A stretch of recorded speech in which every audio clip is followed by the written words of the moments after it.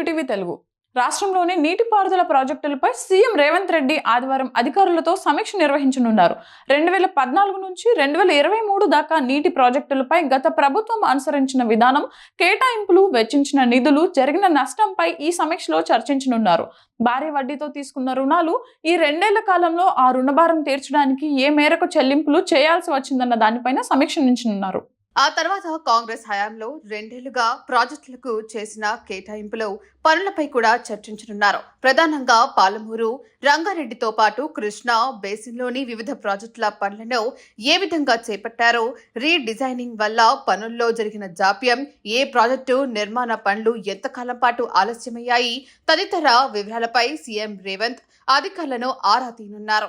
29 నుంచి అసెంబ్లీ శీతాకాల సమావేశాలు ప్రారంభం కానున్న సంగతి తెలిసిందే. ఇదిలా ఉండగా జనవరి 1న మహాత్మా జ్యోతిబా పూలే ప్రజా భవన్లో మంత్రి ఉత్తమ్ కుమార్ రెడ్డి నీటిపారుదల శాఖపై కాంగ్రెస్ ప్రజా ప్రతినిధులకు పవర్ పాయింట్ ప్రెజెంటేషన్ ఇవ్వనున్నారు. 2014-23 మధ్యకాలంలో జరిగిన పరిణామాలను వివరించనున్నారు.